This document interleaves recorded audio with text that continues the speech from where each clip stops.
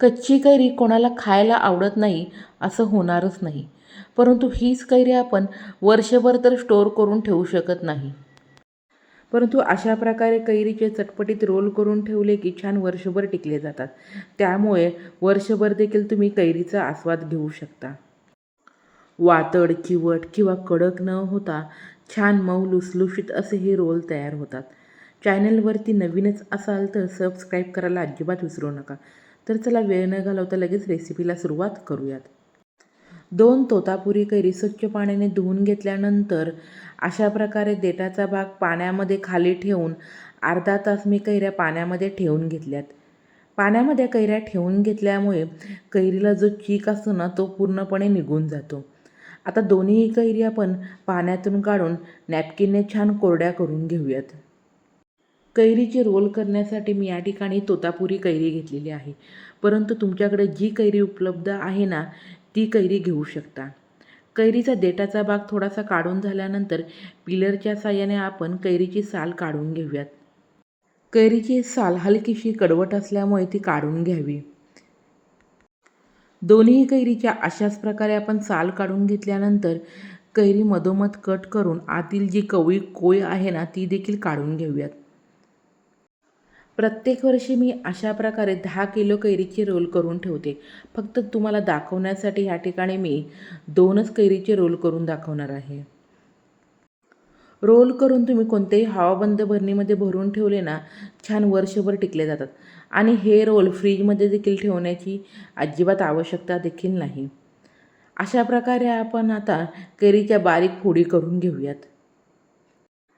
दोन्हीही कैरीच्या अशा प्रकारे फोडी करून झाल्यानंतर आता आपण त्या शिजवून घेणार आहोत. त्यासाठी गॅसवरती पॅन ठेवून आपण करून घेतलेल्या कैरीच्या फोडी आणि त्यामध्ये अर्धा कप पाणी घालून व्यवस्थित मिक्स करून पॅनवरती झाकण ठेवून फक्त आपण 12 मिनिटासाठी कैरी छान मऊसूद अशी शिजवून घेणार आहोत. कैरी शिजवताना आपसूक कैरीला देखील पाणी सुटले जाते. फक्त कैरी शिजवताना ती खाली लागू नये म्हणून त्यामध्ये मी जास्तीचं पाणी घालून अशा प्रकारे 12 मिनिटे छानपैकी कैरी मऊसूद अशी शिजवून घेतली. कैरी शिजवण्यासाठी अजिबात जास्तीचा वेळ लागत नाही. कैरी गरम असतानाच थोडी अशा प्रकारे मॅश करून गॅस बंद करून आता हा कैरीचा पल्प पूर्णपणे आपण थंड करून घेऊयात. मी ज्या कैऱ्या घेतलेल्या होत्या ना त्या कवळ्या होत्या. परंतु तुम्ही परिपक्व कैऱ्या ह्या ठिकाणी घेतल्या तरीही चालेल. एकीकडे पल्प पूर्णपणे थंड होईपर्यंत आपण ज्या ताटामध्ये कैरीचे रोल करून घेणार आहोत ना त्या दोन्हीही ताटाला थोडंसं तेल लावून घेऊया. तेल लावल्यामुळे अलगद अशी रोल सुकल्यानंतर ताटातून निघाले जातात. कैरीचा पल्प पूर्णपणे थंड करून झाल्यानंतर तो मिक्सरला मी अशा प्रकारे एकदा फिरवून घेतला. त्यामुळे कैरीचा पल्प छान स्मूद असा होतो. आता त्याच पॅनमध्ये मी आपण मिक्सरला जो फिरवून घेतलेला पल्प घालून 1-2 मिनटे छान परतून झाल्यानंतर त्यामध्ये पाव कप साखर घालून घेतली. आता कैरी तुम्ही घेतलेली किती आंबट आहे ना त्यानुसार साखरेचं प्रमाण तुम्ही कमी जास्त करू शकता. साखरेऐवजी तुम्ही ह्या ठिकाणी गूळ वापरला तरीही चालेल. साखर घातल्यानंतर व्यवस्थित मिक्स करून मध्यम आचेवरती सतत परतत आपण 12 मिनिटे छानपैकी हा पल्प शिजवून घेणार आहोत.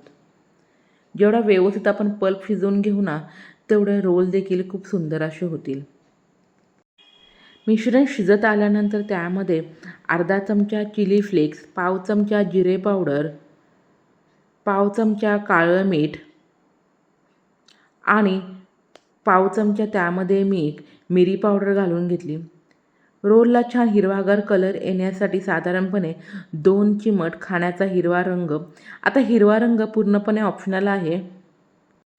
सर्व जिन्नस घातल्यानंतर पुन्हा एकदा आपण व्यवस्थित मिक्स करून हे मिश्रण छान शिजवून घेऊयात. साखर घातल्यानंतर जवळपास 10 ते 12 मिनिटे छानपैकी मिश्रण शिजवून घ्यावे.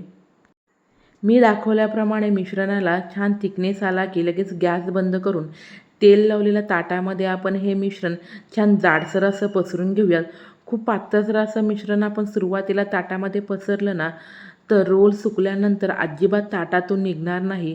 म्हणूनच मिश्रण ताटामध्ये पसरताना जाडसर असं पसरून घ्यावं. जेवढं आपण जाड मिश्रण पसरून घेऊ ना तेवढी रोलची जाडी देखील खूप जाड अशी होते. आता तुम्हाला रोलची जाडी कितपत जाड किंवा पातळ हवी ना, त्यानुसार तुम्ही हे मिश्रण ताटामध्ये पसरून घेऊ शकता. कडकडीत ऊन असेल ना, तर एका दिवसामध्ये देखील छानपैकी हे सुकलं जातं. परंतु वर्षभर तुम्ही स्टोअर करणार असाल ना, तर कमीत कमी 2 दिवस तरी छानपैकी हे सुकवून घ्या. चिली फ्लेक्स, मिरी पावडर आणि साखर घातल्यामुळे ह्या कैरीच्या रोलला खूप छान चटपटीत अशी टेस्ट येते. आणि मला खात्री आहे तुम्ही एकदा अशा प्रकारे रोल केले की परत परत कराल. परंतु हे मिश्रण सावलीमध्ये न सुकवता कडकडीत उन्हामध्ये सुकवून घ्यावं. आता 2 दिवस कडकडीत उन्हामध्ये सुकवून घेतल्यानंतर सुरुवातीला आपण ताटाच्या अशा प्रकारे कडा लूज करून नंतर त्यातून हा रोल काढून घेणार आहे. मिश्रण सुकल्यानंतर ह्या ठिकाणी पहा कलर देखील बदललेला आहे. तुम्ही लिक्विड फूड कलर वापरला ना, तर छान हिरवागार असा कलर राहतो. परंतु मी हे रोल करताना त्यामध्ये पावडर फूड रंग वापरल्यामुळे हवा तसा अजिबात रोलला हिरवागार असा रंग आलेला नाही. परंतु फूड रंग पूर्णपणे ऑप्शनल आहे. तुमच्याकडे असेल तर वापरा किंवा नाही वापरला तरीही चालेल. आता रोल तुम्हाला कितपत लांब, सडक किंवा किती हवा त्यानुसार तुम्ही अशा प्रकारे कट देऊन रोल ताटामधून काढून घेऊ शकता.